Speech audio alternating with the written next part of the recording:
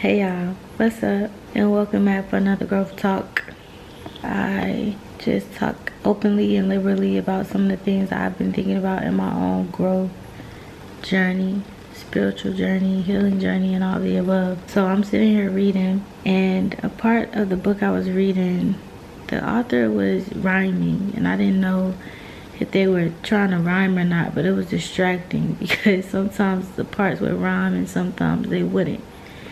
And it reminded me of when I was going through a period last year when I was feeling a lot of emotions and I was writing them all out as poems. I had got a new phone since then, so I went and opened up my old phone just to kind of see. And there's this poem that I wrote called Purpose.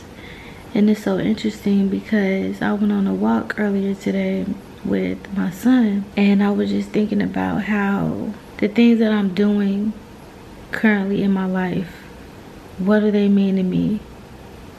Who am I talking to and why, and just where I have come from. They say that there is purpose in your pain, that we all have a purpose, a special gift. I spent so much of my life, I spent a lot of my life feeling like I didn't have a gift, because I just felt like there was not really much I was good at. When you think of somebody having a gift, you think of something that they can do with their hands, something that they can do with their fingers or with their mind, and I just didn't seem to have any of those things. And then I heard something from Steve Harvey, and he said your gift is the thing that you can do the best with the least amount of effort. And I still couldn't think of what that was for me. But that did put me at an understanding that I knew whatever my gift was, it was something that I haven't done yet, and or it was something spiritual. And I started learning about spiritual gifts. Now you ask my mama, she will rip and rave about my poems, honey. Because that's something that she used to tell me all the time. Oh, Gabby, you're so good at writing poetry. And I just felt like anybody could write a poem, but I always appreciated that she poured that type of enthusiasm in me. And it was just funny how I had turned back to that in such a hard time in my life when I hadn't written a poem since. That's something I used to do in elementary school, middle school, high school, and I just stopped doing that. But thinking about your gift and your pain and your purpose, I really do believe that somehow, in some way, God has intertwined all of these things. I just watched a documentary on Prime where Tyler Perry had released a story, like his story.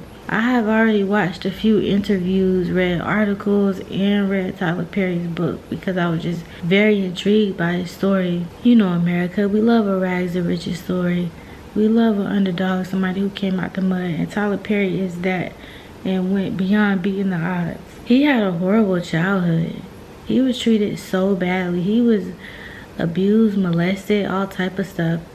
And it's crazy because of how much he has now. And it just kind of makes you wonder, does the pain equate to the abundance?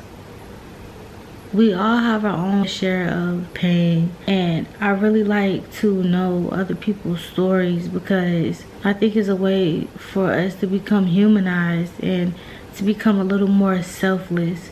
Because all of us can be selfish in some way, constantly thinking about ourselves or what we want or what we don't want, just wanting a better life in general. You know, the whole idea of transforming your life and gaining abundance, it can become very selfish because you're thinking about yourself and what you want so much. But when you have the opportunity to peek into somebody else's life and just hear a story or two about some of the things that they've endured, it opens your eyes to the fact that so many of us have dealt with really hard situations, and it humbles you in some way because you either are grateful that you hadn't endured what they had, or you feel a sense of connection because y'all have gone through something similar, or even if you didn't, you feel their pain or you empathize with them or sympathize for them. But when it's somebody who makes it and they're able to put all the pieces together,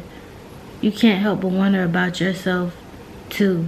I've read and looked into a lot of people, a lot of stories. I'm listening to Viola Davis's book right now, and it's awesome, y'all. It's awesome. I had already heard videos from her along the years too on YouTube, and when I saw that she had a book on Audible, man, I was instantly interested. But it's not like these people are any more special than anybody else. These people all just have the determination, the grit, and the faith. The faith. That's one thing that pops up every time. No matter how bad they got treated or talked to, or how many times they failed, or how often they got beat or let down or talked about, or whatever they endured. Faith. Faith. Just holding on to something bigger. And I wonder if that's the one thing that stops so many other people from succeeding as well. Because it takes so much. It takes so much from inside of you and outside of you, you know, from that higher power of God, to be able to endure so much mess and still come out the other end. There's so many people that don't come out the other end, or they continue to push through, but they never quite get to that point where they start fully immersing themselves in believing and trusting God. I want to read y'all this poem. Like Maya Angelou, I rise. Even though most times I feel low, I pray to God to help me, because I don't know where to go. It's like I'm stuck and I'm lost. I got no one around me. People actually be around me though. They just don't see how I see. They don't get what I'm saying or talk like I talk. They don't understand where I'm coming from and walk where I walk. It seems I've been separated from the very, very start. Like I'm the black sheep of my family, my friends, peers, and co-workers. Everything of me sets me apart. But this gotta be destined, right? God ain't make me like this for no reason. Like the sweetest grape on the vine, man, this gotta be my season. Screaming lonely, lonely, I am so lonely. Don't get me wrong though, I love my own lane. Ain't another one like it or like me. Just don't understand the purpose in my pain. I just want to see what I can't see, so I can be where I want to be, which is free and at peace, with some grace on the side to put my pockets at ease. My God, if you keeping me hidden, I know it gotta be worth it. I'ma keep faith, stay prayed up, and believe, because I know that with patience everything is bound to be perfect. I got a purpose, don't know what it is, but I'ma stick with you till it comes to the surface. Man, man, it's so crazy because I forgot I wrote that. And when I read that a few minutes ago, I'm like, whoa. That's faith. That's faith. To be in the dark like that. To be stuck like that. Confused like that.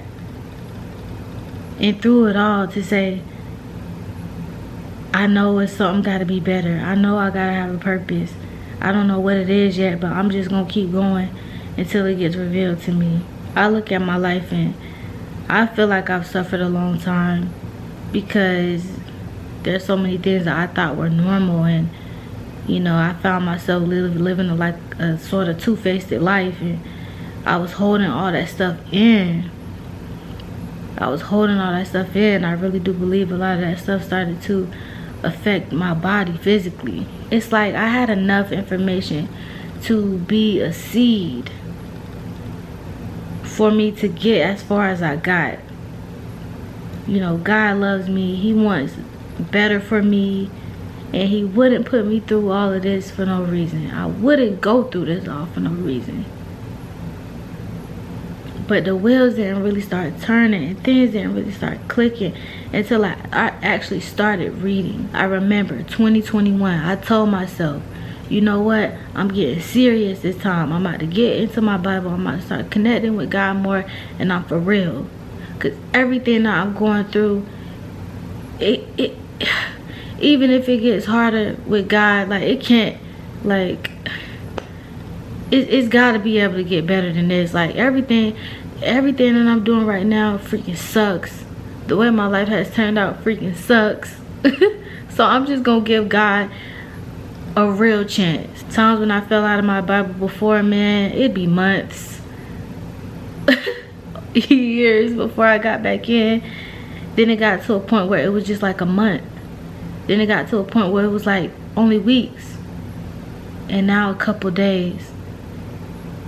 And even if I do fall out, I'm still connected with Bible verses on my phone, or staying connected in prayer. Because if there's nothing that you can do, you can always pray. And it's so incredible how my life has absolutely transformed over the past 2 years. And a big part in that was actually knowing what the Bible said. Not just hearing what people say it says. Knowing what it says. Going to see for yourself what it says. And personalizing it. That this is what God said about me. This is what Jesus was saying to me. Really made a difference. Sometimes I think about it and I still don't know my purpose. Not to the T, but what I do know is my job is to bring honor to God. Glorify his name and bring honor to his kingdom. And talk about Jesus. That's all I know right now. That's a lot of growth from when I wrote this poem and I didn't know what the heck. I may not know specifically, like a specific purpose yet, but I know that alone is always number one. No matter what your gift is, you should be bringing honor to God and honor to the kingdom. He just allows us to do that in so many different ways. And if we're going through hard times, we just gotta hang on. You really gotta hang on. It's so true what they say. You just never know how long it's gonna take. And there's so many of these people who are famous. They all had to wait. And I don't think God makes us wait on purpose. From my personal experience, I think he makes us, I think we are waiting because he's waiting on us. Because our heart is not right. Our mind is not right. He's waiting for us to shift and get into the proper position before he gets it. Sometimes he is getting it ready for us while we're already ready and actually waiting. But I think so much more often he's waiting for us. Because when it comes down to it, we got ourselves in the position that we're in.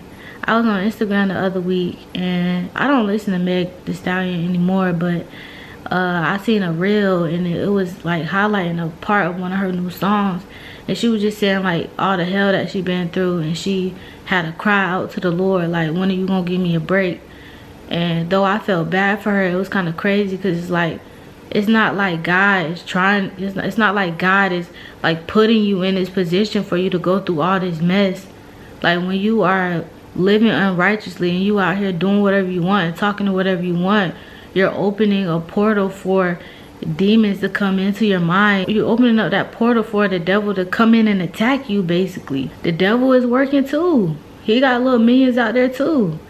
And at the end of the day, like, you cannot serve two gods. Like, God still loves us and he's protecting us, but he's sovereign. He's giving us free will to make our own choices and decisions. So if we choose to live a certain life and we wake up one day and it's like, what the heck, why is this happening to me? That's all the result of us doing what we want to do. There's so many times where we can't help the pain that got put on us because we can't help what we were born into. We can't help the type of people that were around when we were at a certain age, or we can't help the lack of knowledge or whatever that we had. But it comes to a point where you have to hold yourself accountable. And you have to open your eyes and get woke and realize that certain ways are not good for you. They're not good for you, and you're putting that pain on yourself. But I do think too though that there are times where God allows certain things to happen. God can always protect us from certain things, but he allows them to happen. Like, think of Joseph. You know, his brother threw him in a pit and left him for dead, and then ended up selling him as a slave to make some coin. But Joseph opened up his mouth. Joseph opened up his mouth and was telling his brother and everybody about his dreams, not realizing that his brothers were fighting spirits of jealousy. And just think, like, who knows what would have happened to Joseph if he had never told his brothers about his dreams. If he would have just kept his mouth shut and just worked. His brothers probably still would have gave him a hard time because they were jealous because he was the father's favorite. Joseph couldn't help that he was the father's favorite and the father treated him differently. That's something Joseph couldn't control. But Joseph could control what he allowed out of his mouth.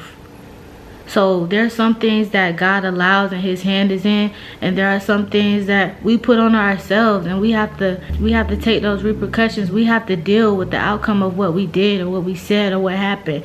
But at the end of the day, it all works out for good.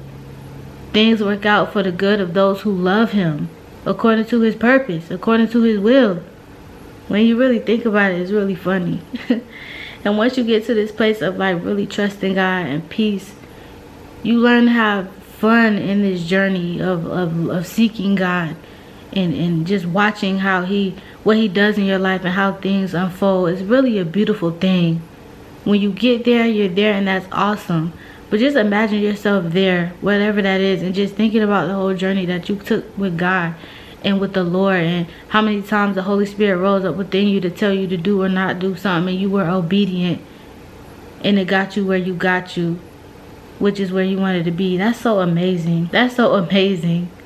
It's really all the journey at the end of the day. Like, that's the whole part of it. That's so beautiful, that you're going to love to look back on and think about and talk about when you get to wherever God has you going. Just think about that and remember that there is purpose in your pain. Even if you don't know what it is right now, that's okay. It will come to you. And just remember to have faith and stay prayed up. Stay prayed up. Even when things look bad, speak good over your life at all times, because you never know when God gonna start turning that thing around for you. Even if you can't see the change on the outside, it's most important to feel that change inside, because sometimes it's not about the change that's going on around you, it's about the change that's in you. Because things could be beautiful around you, and if you feel dead inside, that beauty will mean nothing. But if you're alive and you feel beautiful inside, everything around you will turn up without you even trying. It's just that spiritual heart and that spiritual mind. We got to get our minds right and our heart posture right. That's it for today, y'all. I hope y'all enjoyed this video.